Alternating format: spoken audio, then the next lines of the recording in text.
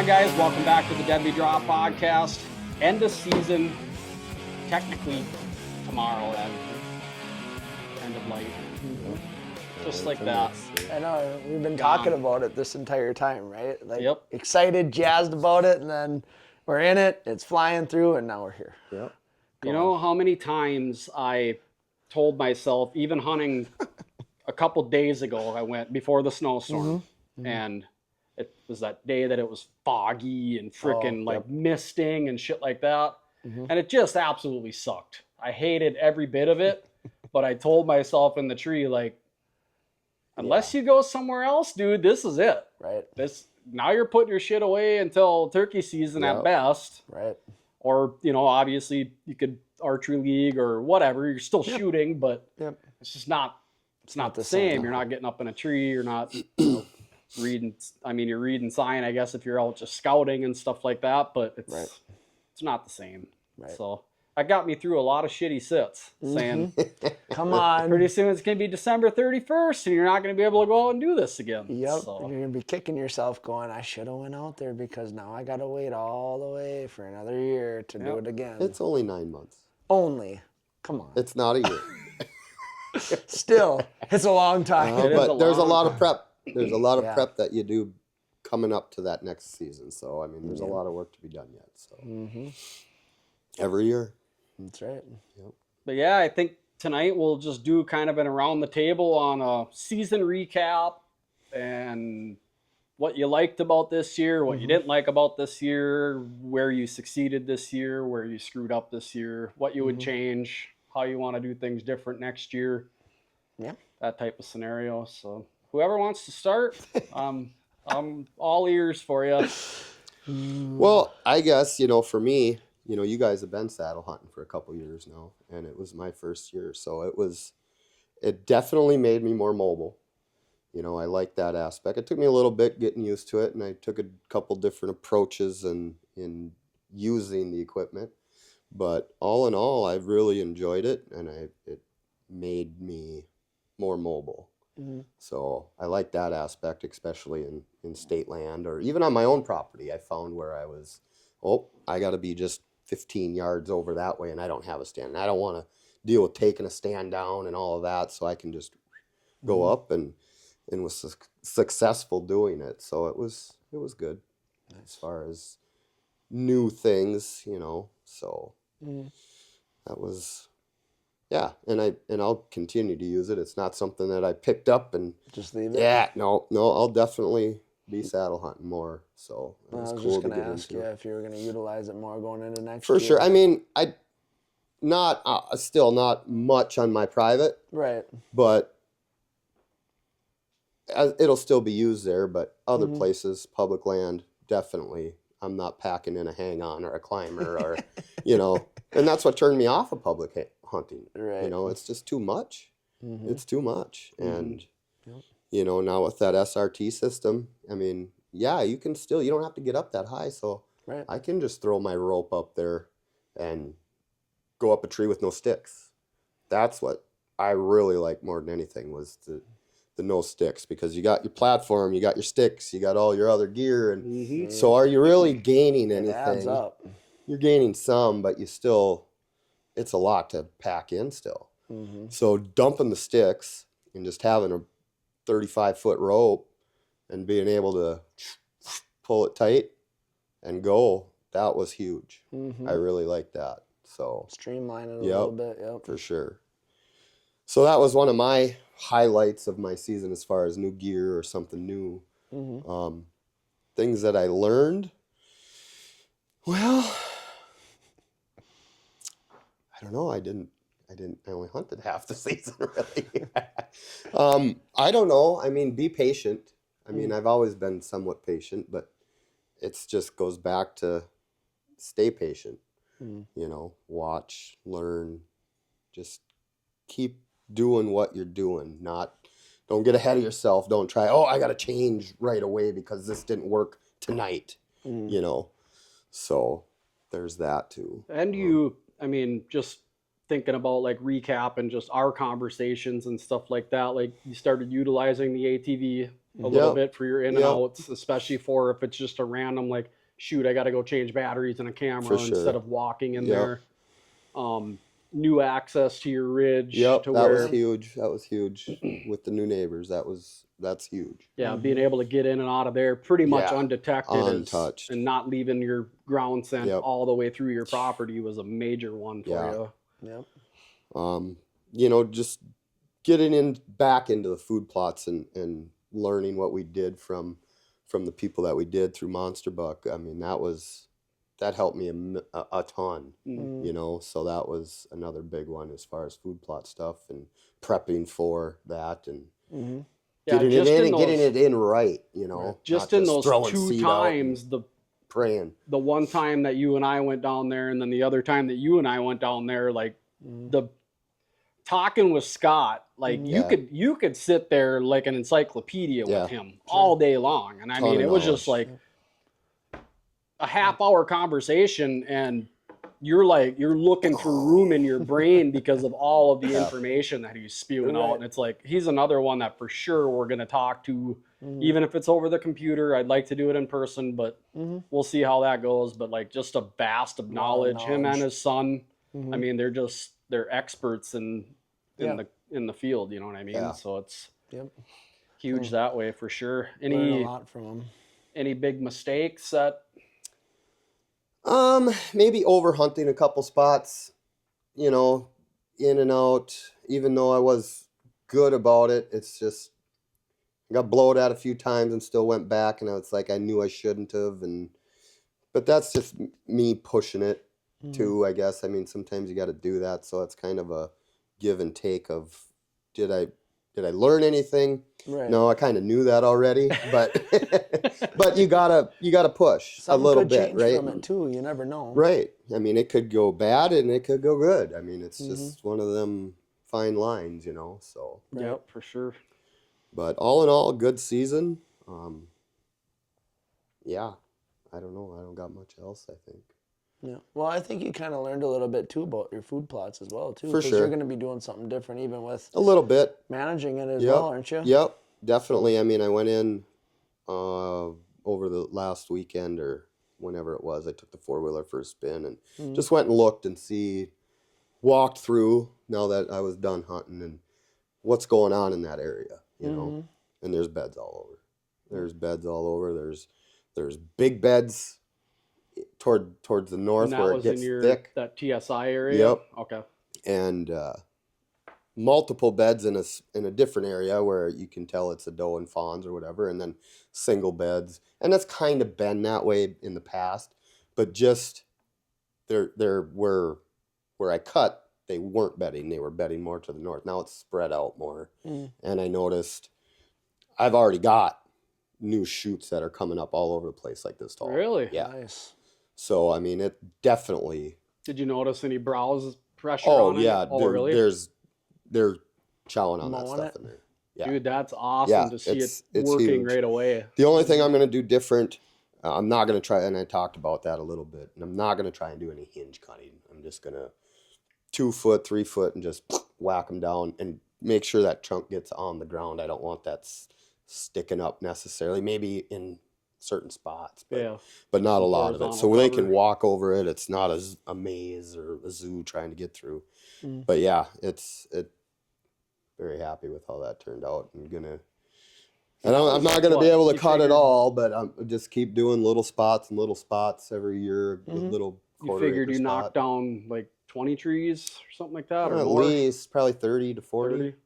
And they were all just popples, that are mature popples that ain't doing no good in there, other than, I mean, it does create cover, but Not the cover. You're not the looking cover for. I want. I just don't want to go too much too fast and have it just bare.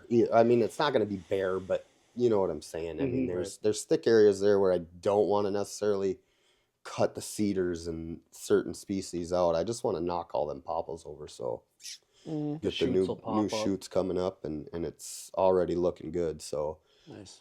picked out a couple areas where over this next month I'll get in there and do some more cutting. for next year and just keep doing a little bit every year. And go That's the from main there. thing. Yeah. Staying on top of it. Yeah. But yeah, I was pretty stoked to see how much activity was in there for what I did already. So, and new growth coming up already. So that was cool. Heck yeah. Yeah, that's awesome, man. It's awesome to hear. For sure.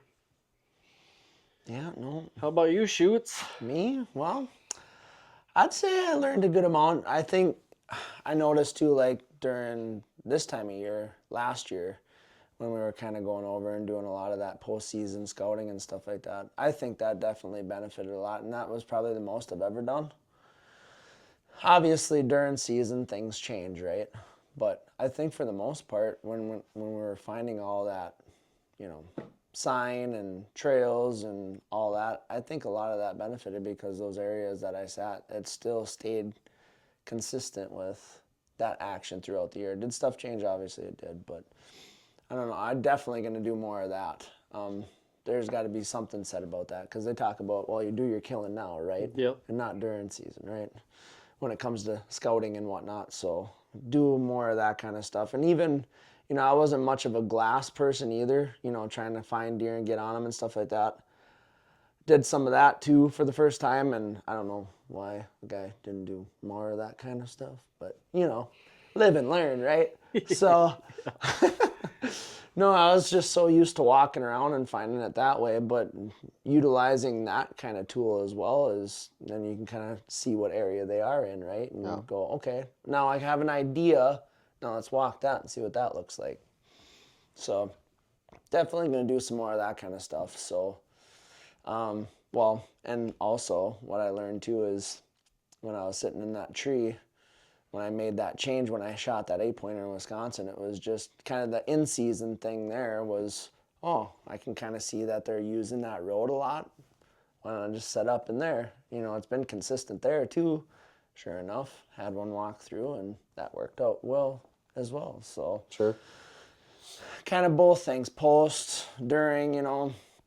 And I don't know, they talk about bumping deer during season.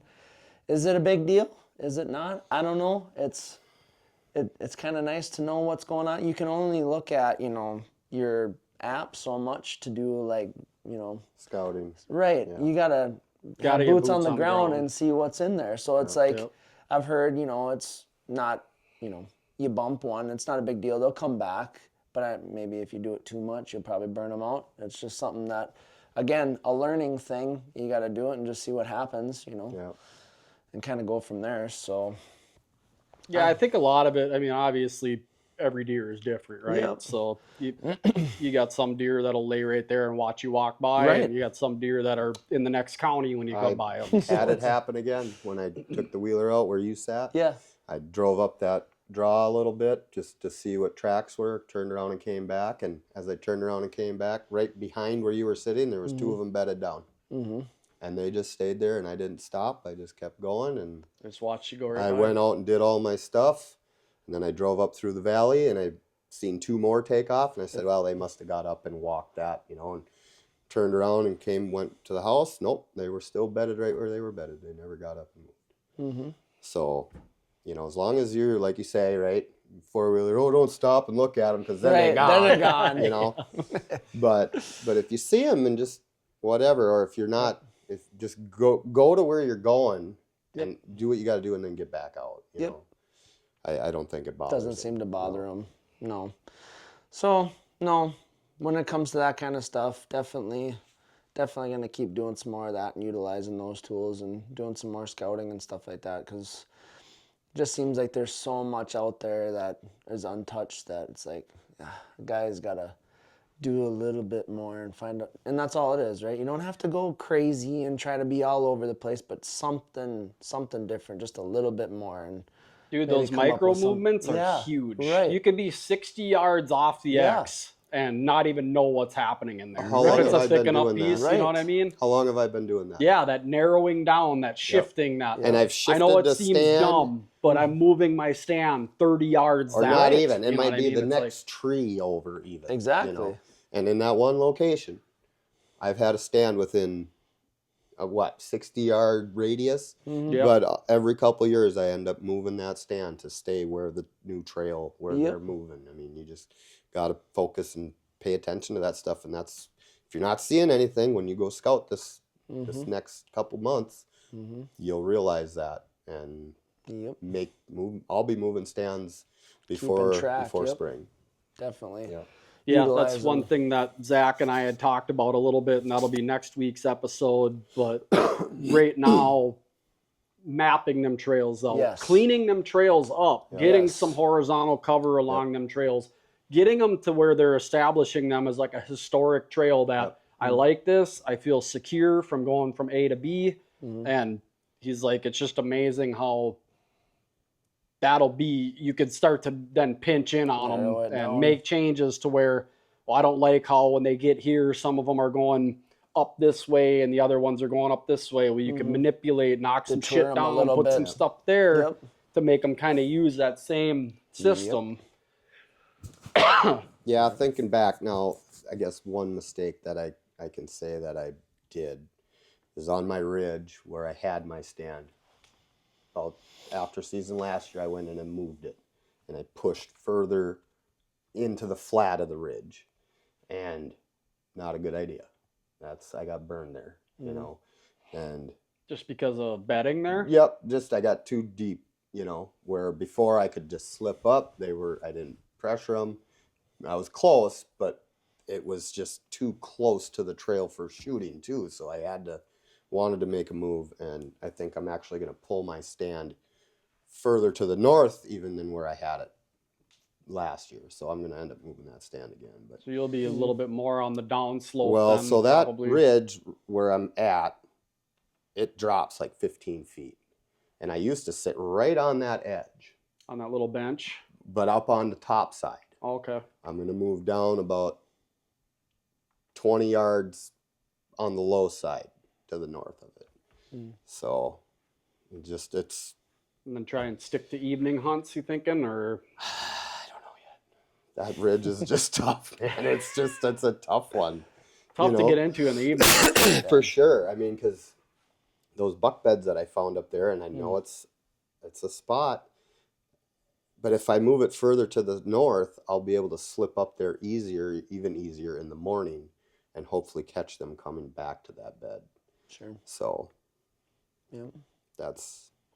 I've already got a tree picked out, so Nice. Yeah. Half the battle then, huh? part of it. Well, maybe not the tree, but real Close. close. Did you see or collect any information in your mind about like, okay, so on this specific wind, it seems like they're liking this side or the other, or have you I been did, able to but I put any of can't. I think so. Like during rifle season when Leanne saw that big one, I know that buck was bedded up on that ridge, and he saw me and Emma come in from my new access, and we didn't go in that far. We went in 20 yards and sat down, and 20 minutes later, Leanne saw that deer. So he was just sitting up on that ridge where I'm thinking he was bedding. He's gone now, but Right. another big buck's going to bed there. It's going to be a Yeah, historical bedding they're site. bedding there for a Right. reason, right? Right. So he was just bedding with that west wind, which is perfect for where I wanted to sit. And he just saw us come in, and he got up and went down the other side of the ridge, and he didn't stick around. So Yep. there's that. Yep. But No. that's the only thing I can say. Like, yes, he's bedding there with a west wind, watching to the east. He's not wind worried. over, smelling what's Yep. behind him. Anything that watching. comes all the way down through that swamp, through that food plot, is getting pushed up there. I think. while the thermals are rising, right? Daylight. It was afternoon. So, but it was a strong wind, but still that you saw it, just that little bit of a ridge, you've seen it. You're at the bottom of that ridge with a west wind, and it's coming out of the southeast. It's just, it hits and it does all sorts of Swirling. crazy things. So, but he's up on top of that ridge. So he's got a prevailing wind to his back. So, yeah, I mean, that's the only thing I can think with a west wind. he might not be on that ridge every time in a west wind, but I know which way he's going to be looking. So, Yep. Ideas, anyways. Man, that makes it tough. Yeah. Because he's watching to the east and he's smelling to the west. Untouchable. And he's hearing almost. anything Kinda that, covers you know, it all. any other way that you're That's trying to why sneak up on him. morning, Right. hopefully before he comes back to potentially bed there, if he does choose to bed there. But yeah, there was a big maple tree right there too, just Tore up. shredded to shit. So All good things, though. Yeah, I mean, all, I mean, and all that's- things that's to keep always, planted right, right? here. Yep. And, you know, just for next year, and it's not like, oh, this is where they go, this is where they go. You know, again, 20 yards this way, 30 yards that way. Just always be watching where the next main trail is. I mean, they could move. A tree might have fallen down that you don't know about, and they're cutting this way, or who knows. Yep. Utilize Spartan Forge and mark all that stuff, and then you can kind of sit back and go, okay, Yep. I can kind of see what they got going on here. Almost like those terrain features and stuff like that, where they got those. funnels. Yeah. Yep. Yeah, you can kind of map it off that too. That's another thing. Trying to read those topo maps more, and then you can kind of have all that marked and kind of see how their movement is, you know, and how they're going and whatnot, and kind of reading more of that. I haven't done a whole lot of that either, so it'd be kind of cool to get into that a little bit more too. So Yeah. I Definitely mean, something to keep in anything mind. essentially could be a funnel if Yeah. it's in the right spot. Right. Like you said, a down tree, that's a short range funnel. The trail's gonna cut around that. And it's not out of laziness or anything like Right. that. It's out of, they never know when they got to go 100% and run away from a coyote or anything else. So it's like they want to conserve energy, especially this time of year. So it's like a tree falling changes that route. A thicker patch of buckthorn or something like that they're not wanting to go through changes that route. a little Water bit, but levels. just finding that. You know, water levels. When my swamp is super wet, they don't want to go through that if they don't have to. They're going to take those higher, drier routes, Yep. and it's easier to pinpoint movement. Yep. It's just, you know, things you got to think of. So, And that are constantly changing. Yes. Every year yeah. almost, you know. So, in like the last couple of years, my swamp's been real dry. I got some standing water through the middle there, but where it's typically wet, it's been dry. So it gives them more freedom and range to roam Move around. through instead of cut through here. Yep. So, yeah. Something to keep in mind, that's for sure. And then, yeah, I guess if there was a mistake, gear to start with. That was the biggest thing I had. And I slimmed that baby down all the way to the end. Yep. I cleaned up my act there towards the middle there when rut was going up until this point. Now it's just, like we talked about in the beginning, right? When you first start, September, you're going out there, everything's so clunky, and you're getting back into it and trying to, but now it's like, one stick, I usually had that one. And I was debating for a while there, cutting that fucking thing because that stick was so long. You know, Yep. it's like, what was Because it, those are like 30s or 30, 32 inches. 32s, yeah. And then I had that 3-step aider on top. I can get up. As long as anywhere I can go at that first move, I'm up probably once I put my platform above that. You're up 18 feet, as tall as you are. Oh, shoot. No, I wouldn't say that. 10 feet or so. I'm kind of in that money spot. And I was actually really liking where a lot of those trees where I was finding in that, 8 to 12 feet. And I didn't have to make any extra moves or nothing. It was just slap it up there, step up, couple feet with the platform on top of that, done. I was already ready to go. Because then you start throwing all your camera stuff up and everything. It takes time. There's a lot of messing around. So. You got that right. Yeah, so it's like definitely the gear side of things, definitely learned a lot throughout that and cleaned up that mistake, but we're always learning, right? Yeah. Yep. How about you? So yeah, as far as learning stuff, that was going to be a big one. Was with mine was I don't have to be 25 feet in the tree anymore, nor do I want to be 25 Right. feet in the tree anymore. It's just it's wasted energy, it's wasted time. I mean, I was making double, triple moves Yeah. the first year I was one sticking, and let's face it, acting like Spider-Man up there is tough. It's tough on your core. It's tough for efficiency as far as time and noise. Yep. This year, I don't think I made a second move. If I did make a second move, it was because I had some limbs to use to get up a little bit higher and to get away from where I could draw my bow without hitting them limbs. But for the most part, it was as high as I could go with my stick, 3-step aider, get to the top of that. Hopefully maybe there's a limb or two that I could do a couple more steps and then set my platform to get it right around in that 14, 15 feet to like foot level.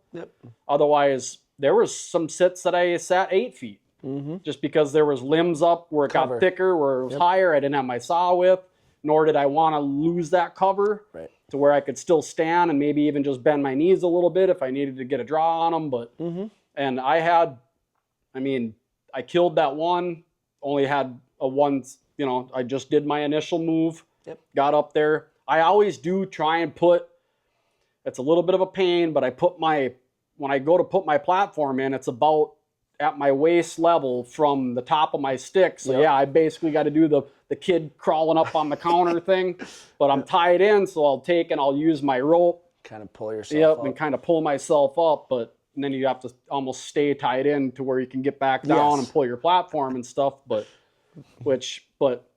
that was going to be one thing for as far as learning was as much as I like to be able to rappel when I want, at that point in time, you don't need 40 feet of rope in your pouch. Right.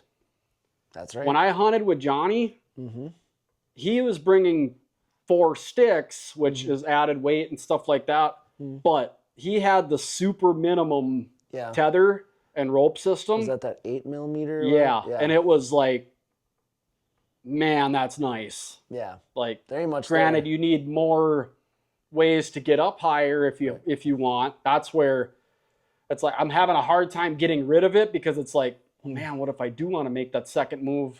Now I have to rappel to make that move back down. Otherwise, I'm sitting there trying to hang, and I don't know if you could hang upside down and try and get that stick hooked up again or not. You know what I mean? It's one thing to unhook it quick and pull it up, but to try and get it hooked back up when you're hanging weird and sideways, I guess unless you used what you had a little bit of a longer one and you got down as far as you could to get your stick there and then hopefully have enough, slide your girth hitch down and do it that way. But don't need 35 feet, maybe only 20. Yeah, because that was one thing that the more and more I did it, especially when I did rappel down, it was like sitting at the base of the tree. If you're hunting a food source, you're worried about making noise and you're not wanting to turn your light on because you got deer out in the field, and it's just like, man, do I really need all this stuff, or can I just tell myself that you're only getting as high as you can reach with that one stick and go for it, leave it at that and go for it. So a lot less moving parts that way. I mean, maybe keep the long rope set up in the truck or something to where if it is that big of a deal, like, shoot, maybe I should go back and grab that. Or you find a spot where you need to go up a little higher. Oh, okay, now I got to use it for that. You know? Right. Maybe in scouting or something, make yourself a note on Spartan Forge saying make sure you bring your longer rope or whatever the case might be. But that's a big one that, practicing hunting low, it didn't seem to get me in too many situations that if I were another 8-10 feet up, I wouldn't have been in the same situation. So, I mean, I killed that one with one move.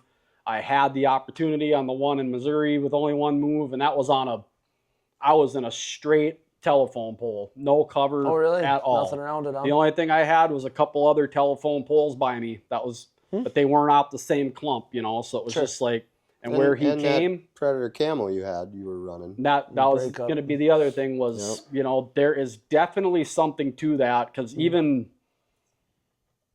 this last week when I just went out doe hunting here, I, on the ground, was taking my time. I went to the spot where you and I talked about on one of my permission pieces with a north wind that's somewhat easy access, and I slipped up, and I could tell with that heavy snow we got so much stuff over the trails and stuff. So I was just taking my time between little blowdowns, and I could tell the activity was starting to pinch in and the trail was getting heavier and stuff. And then all of a sudden I started seeing a couple beds alongside.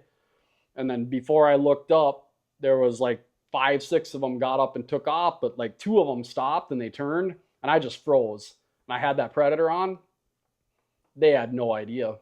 They actually went to just start milling, and I had to wait and stand there for like 15, 20 minutes for them to mill their way off before, you know, and obviously with the snow and having some white spots in Sure. your camo and a little bit of brush and stuff, it really breaks you up really nice. And to where I think if I would have had a solid color or a darker camo on, they would have been able to pick my silhouette out right now and gone. So that's definitely was a huge one. When I was down in Missouri, when I got the stuff, I said it on the other pod, like I had so many doe groups that there was just no way of getting around deer getting downwind of you. Yep. And they knew a human was there. They just couldn't find me. That one doe was, I thought there was something wrong with her. I thought she had CWD or something like that, because it was like when a fawn gets the zoomies, but it was an adult doe. And it was because she was like, you Couldn't guys, figure it there's out. something there, but I just can't find it. them. So, and then of course the fawn come blasting through and wiped out on that sled. And yeah, it was pretty good. But yeah, it was like, I had to booger them deer out of there to get back. I waited like an hour in the tree after dark and they still wouldn't leave. So finally I had to shine my green light at a couple of them, but it was just like that. There's definitely something to that breakup pattern on the Predator stuff that I'm not, you know, will that change when you're in green canopy? Maybe. Well, they make a green pattern. Though, Yep, too, they have a early spring season. green, and then they have like a brown deception for like that middle, you know, when the trees start Transition, changing yeah. and stuff. Yeah. So Yep. yeah, we'll see how that goes. Maybe a guy gets a couple different colored outer layers or something, lighter stuff that you can slide over your heavier stuff. Well, and if in you the want, early just to- season, you don't need more than your outer layer, too. That's you know, true. so- Yeah. Yep. Or your base layers Yep. for that matter. So Exactly. yeah, maybe a guy gets some spring green base layers for early season, and then something that you could maybe put over them with the brown, and then obviously we got the fall gray already, so that's. I think there's something to it. I saw a difference anyway, so I'm gonna stick with it and see how that goes. And Yep. equipment wise, you guys know the story there. I mean, having a mover sight it's been over a year now, but for, like I said, for some odd reason, I felt the need to roll that sight down to see if I made sure everything was going to clear through a little branch pocket, and then didn't quite have the memory bank to roll it back up and leave it at 20 until I needed to roll it back. So it just, you know, as I talked to more and more people, they were like, yep, I did the same freaking thing, man. Don't worry about it. It happens, you know, and it's I've just been there, like, done and that. talk to some people and they're like, that's why I won't get a mover sight. Yeah. They're like, I don't trust myself enough to remember that I either have to roll it down or whatever. They just like that in the heat of the moment, like you said, those horizontals where you can go 20, 30, 40, bang, done deal, you know? And so for that change, I'm definitely going to get that mover, that Mag 3 VA, the adjustable. But that's a vertical pin, right? Still with it's a vertical, but it's 3 of them. Right. So they do 3 little arches. So, but you're not taking up this in your sight still in the window. middle. And that's what I love about my proof right now, is that I went from the horizontals where pretty much my whole scope was the right side of it was blocked, Right. to where as soon as I put that thing on and started out on the range, I was like, this is insane how much I can see through this thing. And it's like in a ground blind or right at last light. Yep. That takes a lot takes- away. It does. It really does. So just getting it to where I can have those pins set Yep. 20, 30, 40 or 30, 40, 50, whatever the case But might your- be, your but still View is open. roll it out if I need to. So, which we talk about it all the time. We're not out winging 60 yards at deer, you know. Guys do it, absolutely. You know, if it's the right situation and you feel confident, which I shot better at 60 on the range this year than 40. So I was going to let one fly if he turned at 60, but it was just because it was like, man, I ground for 8 days straight for that opportunity just to blow it by forgetting to roll my pin back. And I felt confident at 60. I actually shot earlier that day, so I was like, I was feeling pretty good, but he never did give me the opportunity. But still a painful, Yeah.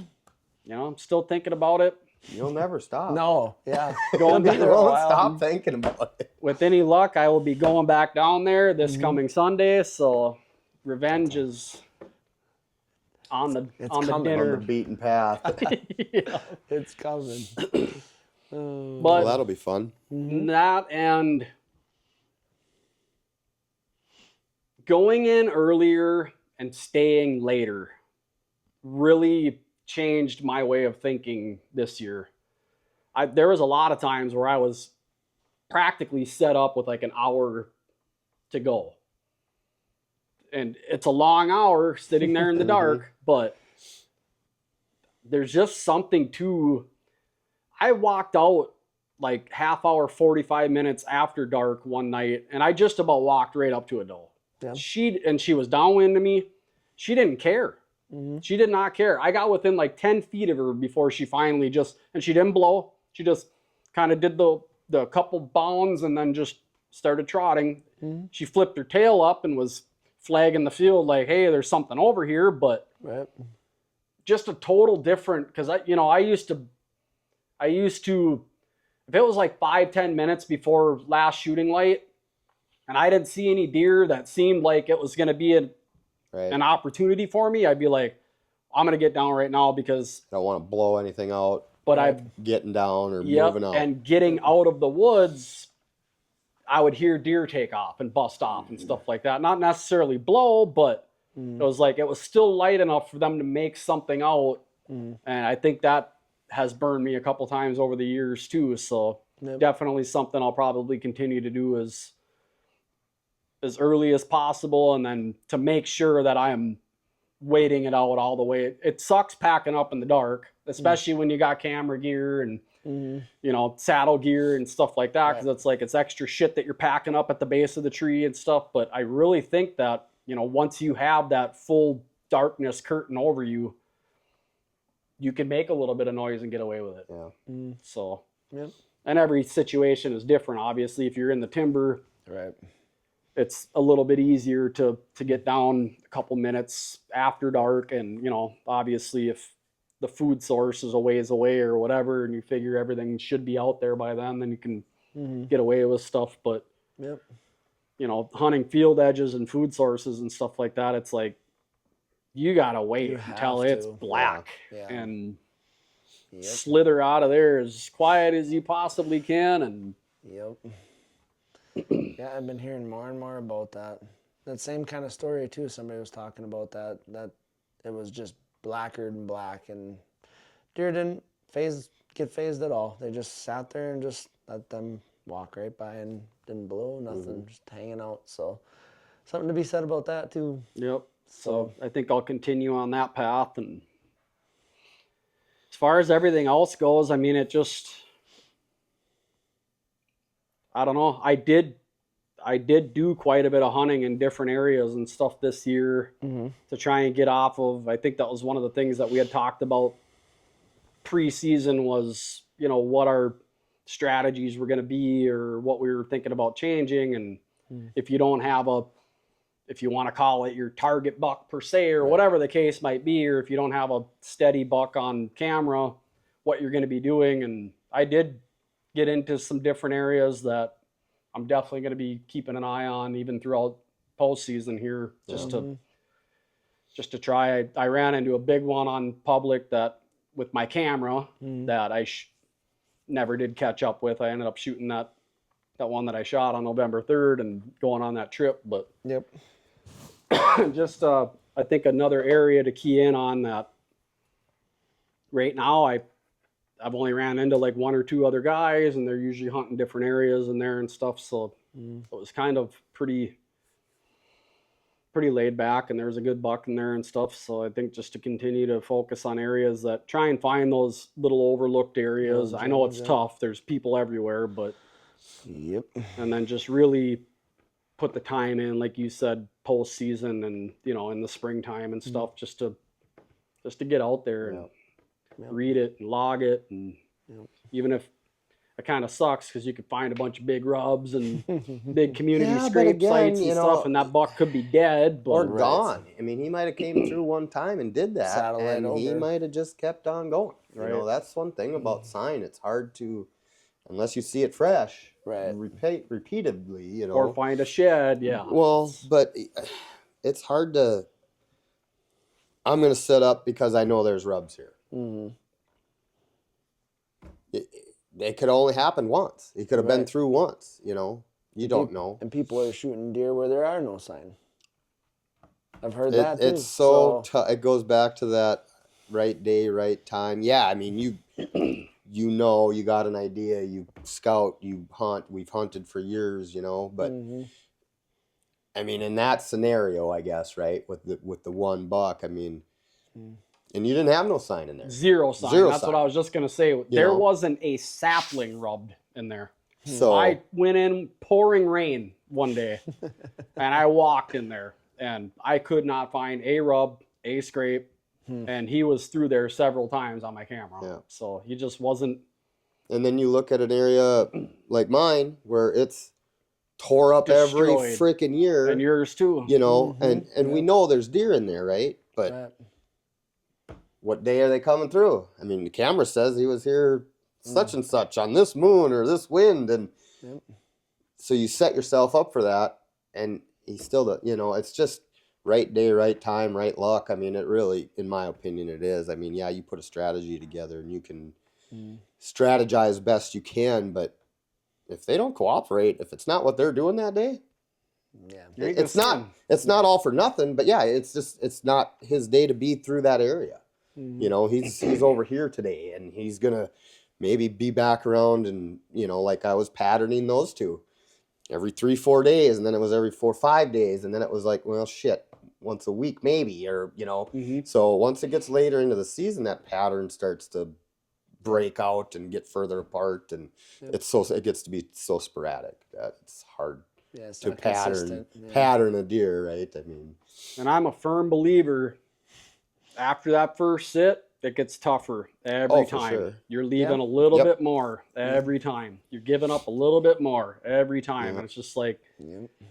you get to that 8th, 9th, 10th sit in that area, and all of a sudden the self-doubting and the questions start to set in your mind. Like, Yeah. did I fuck this up? Did I bust Well- them out? Did they smell me and I didn't see them? go back to talking about cameras. You know, every time I went and moved my cameras, bang, bang, bang, there they were on those cameras, right? And it wasn't big moves; it was 100-yard moves or whatever. And then a couple days, then you're not seeing them again.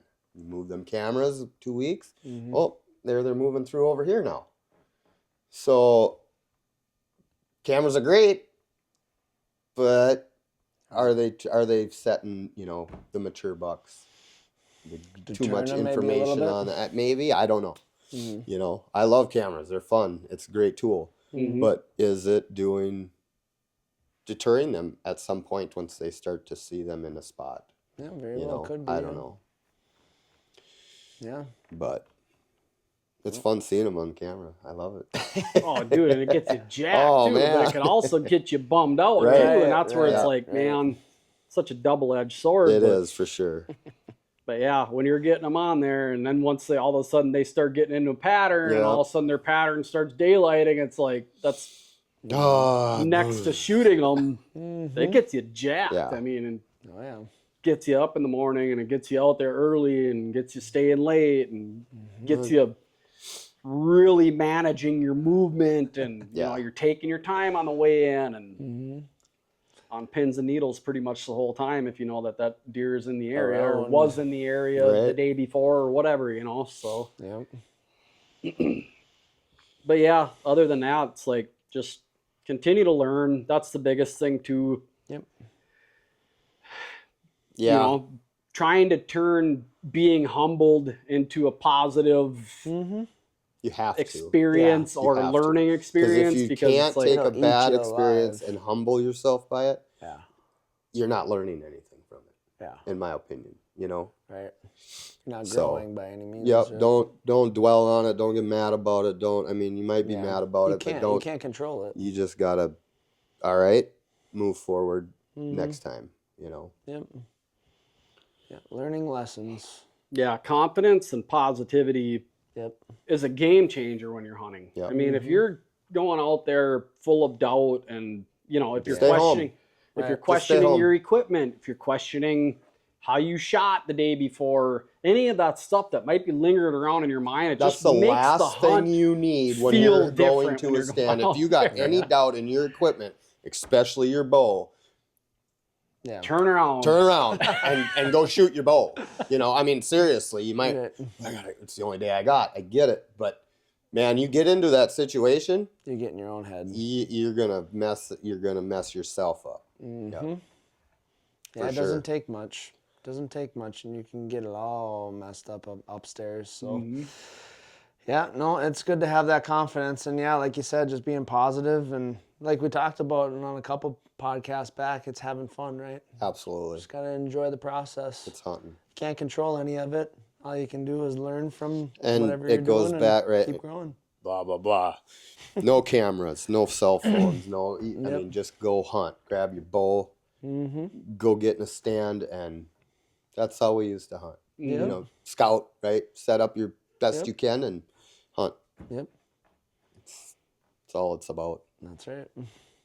Yeah, again, back to the basics, and you know, I think that truly does make it more enjoyable Mhm. when you're going out there and you're picking a new spot, and yeah, you may be basing it off of sign or things that you're finding and you're trying to put together strategy wise, but what's around the next ridge, you know, like Mhm. he could come up over that hillside, right? Always those first sits in a new area are just like you're full of optimism. Oh, and yeah. You're Yeah. hearing the crunching in the leaves already before it's even happening, and it's just like Yep. this could be him coming over that ridge or that hillside, you know. It's just like, and that's the fun part. That's where, you know, cameras and stuff that make it a little less fun, kind of like almost like forward facing sonar or Vexlars or anything like that. It's like you got a Vexlar down. You're just looking at this hole. That's it. Right? Yep. But I mean, I ain't going fishing without my Vexler, though, either. until you got any red lines, especially if you're crappie fishing Yeah, and something's you're starting to playing slowly cribbage. come in. Yeah, it's like, well, there's no fish down there No. right now, so Well, it's, you deal know, another kind of hand. takes the enjoyment out of it. But Right.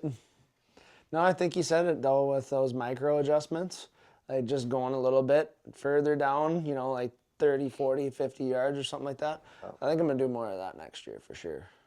Because that's what I did this year and it worked out. So why? I ain't going to fix what ain't broke. So might as well do it again, you know? Yep. So And do it, maybe look at doing it more on the home place, yeah, exactly. you know? Yeah, because I was even thinking about, you know, obviously it was kind of late notice when we were talking about the pines and stuff like that, like having a ground blind and stuff like that up there. I think I might do that early, put it up like before season, obviously, and just leave it up there. So they just get used to it, right? yep. I'm definitely going to do that too. Something for a late season spot to slip in, even with the kids and stuff like that, just to have an opportunity. So definitely going to do that. Yeah. Getting, like you said, those access trails and Yeah. stuff, just Clean getting them some up. of that stuff cleaned up and pinned down. And that, again, that brings you confidence. Like, I'm getting in clean. I'm Yep. getting out clean. Yep. I can hunt this more than once, twice, 3 times, as long as I'm doing the right things and doing it on the right wind and stuff like that. And it just, again, it just gives you all the more confidence that if I put the time in, Yep. he's going to screw up and come through here to check this doe bedding area or whatever the case might be. So, That's right. Yep. but yeah, it's hard to believe that I know. here we are again, already talking about, Another one bites dust. it's like, Yep. I hate to sound morbid or anything like that, but it's like you tell yourself, you're like, how many hunting seasons do you have while you're still What are you looking good. at me like that for? feeling good and strength wise and health wise and stuff That's like that, already you know? going It's like, downhill. So. you know, how many ruts do you have left? At least one more. There's always one more. There's right? always One more. more time. Yeah. But no, it's just, you know, like I said, it helps you embrace the suck a lot more when you sit there and and it sucks to think about things like, obviously we're all going to get old and we're all going to get to a point where physically it's Yep. pretty Crossbow tough to get season? out. No, come on now. Full circle. Yeah. Jeez. I knew I'd get you on that one. But Oh, yeah, shit. it's just like you start to talk to yourself a little bit in the tree, like, there's so many more years where I'm going to be able to enjoy this. So it's like, Yeah. I've probably hunted more than I'm going to be able to keep going, to be honest. Yeah. past the halfway marker. Probably past the halfway marker. And that sucks, man. It does. It's like, but it's especially reality. when you put it into, Right. how many Octobers, how Yeah. many Novembers, Yep. you know what I mean? It's like, they only And come that's- once a year. And that's Yeah. if you're healthy. Right. Anything can happen, right? Yeah. So it's got to enjoy them while they're Yeah. there and take full advantage of I've them. been. So I got a little over 30 years of Octobers and Novembers that I've hunted. So yeah. yeah. You got That's a 30 lot. more. Oh yeah. Well, I don't think so. Oh, Come on, don't not with think that that's 30 attitude. more. Positivity, man. Yeah, I'm positive I don't have 30 more. I mean, I might have 30 more hunting years, but I don't know how long I'll be able to be up in a bow stand and doing that type of hunting. Yeah. So, but by then we'll get ladder stands all kind of set up and stuff. And If I guy can can get up climb- a I ladder want stand pretty stairs, good yet, maybe- even at. maybe I mean, your stairs. grandpa did it for Yeah. for years. So Yeah, we'd stairs. set them a couple feet off the ground. Stairs. Yeah, a couple feet off the ground. We'd set his stand and crawl up there, and he had opportunities at deer too. So you can Yeah. keep going. We will see. But I think we'll probably wrap this one up, guys. And, it's, again, here in Minnesota, it's the last day of the season. Other places, obviously, you guys got a lot longer. If you're still chasing one, best of luck to you and be safe. And Happy New Year for Yeah. crying out Happy loud. New It's Year. New Year's Eve is when this one drops. So Happy New Year, safe hunting, happy hunting, and we'll see you guys next week.